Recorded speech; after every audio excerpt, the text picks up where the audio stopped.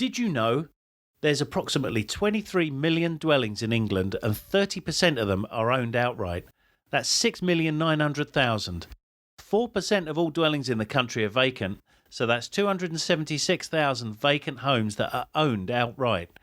The charity Shelter estimates there's currently 280,000 homeless people in England, which means there's enough empty housing for every homeless person in the country. I need to write a letter to Boris. Welcome to the new business briefing from the Advertist. The clock is ticking, the bell is rung for another 10 minutes of talking points for agencies and new business people. And I'm your host, a Smith called Keith of the Fuel Podcast, and with me is Donna Smith, editor of the Advertist. Hello, Donna. Hello, Keith. Now, I love doing these little podlets because it's a real challenge trying to squeeze all this information into 10 minutes, but we try. And I'd just like to cite my sources for all the facts in the opener. That's Estate Agent Savills, Wikipedia and Shelter. Now, the reason for my stunning housing hypothesis is because in this episode we're looking at the construction and house building sector. So, Donna, what sort of companies have you got in the property and construction sector of the Advertist? That sector includes estate agents, residential development, construction companies, and property management. Fantastic. And now we're going to drop a few news headlines and insights from the Advertist that might, as the great Bonnie Raitt said, give you something to talk about. And in a few minutes, beaming in live from London, is our great friend and desk research wizard and qualified librarian, Victor Houghton, with some specially prepared research exclusive to the Advertist and hygienically delivered fresh and sanitised for your new business consumption. So, here's one news story that might be worth investigating. Purplebricks. Now a giant in the estate agency business, and is predicted to be looking to increase its market share by targeting a more upmarket clientele. And if it does, research suggests it will need to spiff up its image. City investment advisory firm Zeus Capital says that Purplebricks will increase its presence over the next 2 years to eventually capture 7% of the overall market.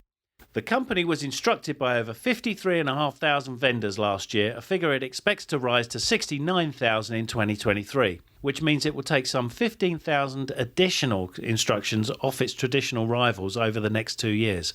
However, Zeus says that the company's biggest challenge is to make inroads into the more upmarket areas of the UK, where Purplebricks is virtually non-existent, and that vendors of expensive properties don't like the company's down-market reputation. So a Pygmalion-esque transformation is required to take it from downstairs to upstairs. As we're going to hear from Victor, one of the biggest challenges for the property market for buying and renting is the question of affordability. This has given rise to the build-to-rent market, and one of the up-and-coming players in this market is Flatfare, which offers rental solutions that give landlords unrivaled protection alongside significantly lower moving costs for tenants. At the start of this year, Flatfare announced a change of personnel at the top, and the company is now on an aggressive growth phase against its closest competitor in the rental market, Zero Deposit. There's lots of opportunities emerging from both companies and in general around the property rental sector, where technology is increasingly playing a role in new product development. Now it's time for me to hand over the reins to my colleague and editor of the Advertist, Donna Smith, for some additional up-to-the-minute intel. So what have you got for us this time, Donna? Speaking of Purplebricks, the company has recently named Anna Divers as Director of Product and Design, Emma Thompson as Communications Manager, and Anna Williams as Marketing Coordinator.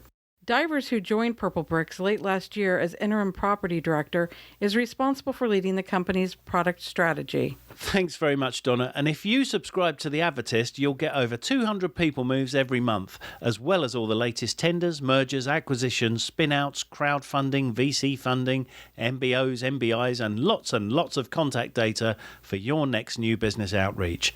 Just call the team on 0203 356 3717 or email hello@theadvertist.com for more information and a free trial.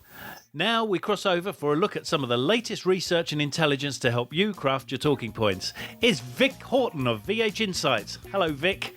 Hi there, how you doing? I'm all right. It's lovely to catch up with you again. How have you been? Yeah, I've been fine, Keith. Had my coronavirus injection, so I'm feeling ready to go and join the world and play outside. That's great news. Well, it's good to hear. Anyway, it'd be nice to get back out and enjoy the sunshine again. Now, the property and construction sector has been a very interesting one to look at because there's so much kind of innovation taking place, and with the growth of prop tech and fintech companies. and it's spring, so it's a prime time for moving house. And Donna and I just took a quick look at the news and people changes in this area, but I know that you've spent a lot of time sort of providing custom research for agencies and organisations. Have you got any juicy research tidbits you can share? Yes, of course. In the first few months of the lockdown, there was some speculation on the impact of working from home, with an exodus of people from the cities to suburban and rural areas, as the need for white-collar workers to be close to their offices diminished. The picture is now becoming a little clearer. There's some real movement, although we are by no means close to a mass depopulation trend. A view from online mortgage broker Trussell is that increasingly unaffordable city living for first-time buyers has driven 70% of them to plan to buy in a town, suburb, or rural area. A House of Commons report noted that millennials have had less time to accumulate wealth and as such have relatively low levels of home ownership.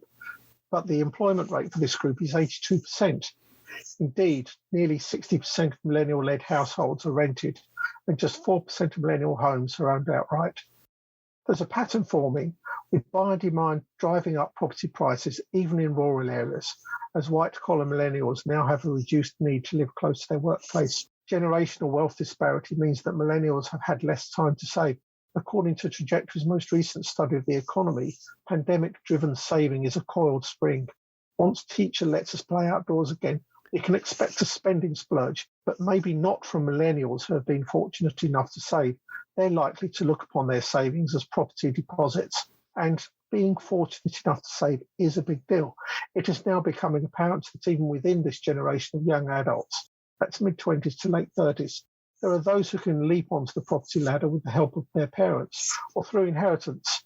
On the other hand, there are those who, even with well-paying jobs, cannot get that leg up and might foresee a lifetime of being renters. It is a sad truth that as the cost of housing rises faster than wages, a realistic prospect of millennial house ownership may depend upon family wealth.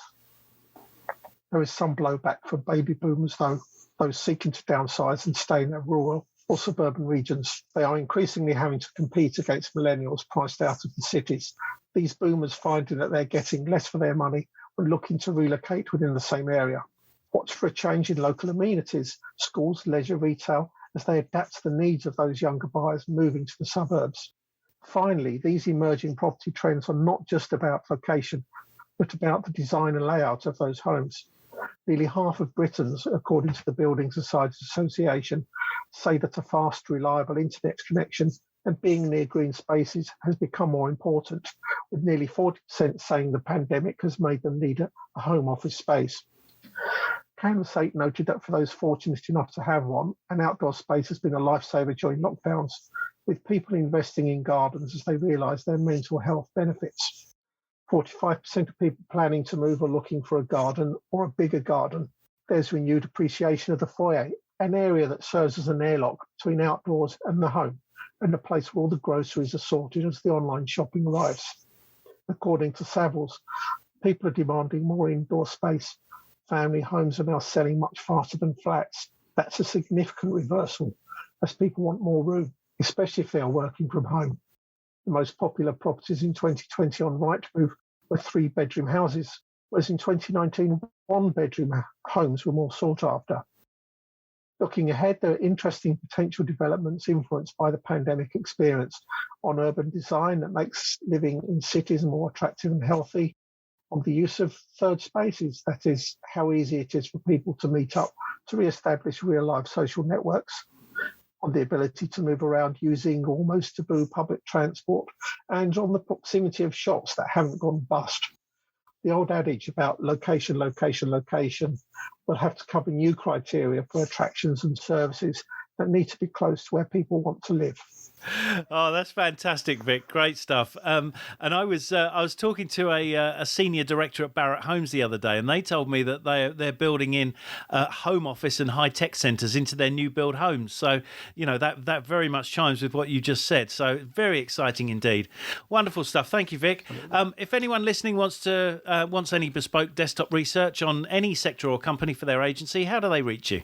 Just email me at victor.houghton, that's Houghton, at vhinsights.com. Fantastic. And in our next edition, we'll be looking at home and gardens. So it would be wonderful if you could sharpen your pencil ready to spread some seeds of insight for the community. Thanks very much for all your hard work, Vic. Don't forget, everyone, that Victor Houghton of VH Insights, researcher for hire. See you next time, Vic. So that wraps it up for another New Business Briefing, brought to you by the Advertist, the new business development platform. Don't forget, if your agency needs data, insight, people moves, tenders and new business intelligence every day, contact the team at the Advertist on 0203 356 3717 or email hello@theadvertist.com or visit theadvertist.com for more information. My thanks to Donna Smith and Vic Houghton for their hard work. But now this is me, a Smith called Keith, signing off until next time on the Advertist's New Business Briefing.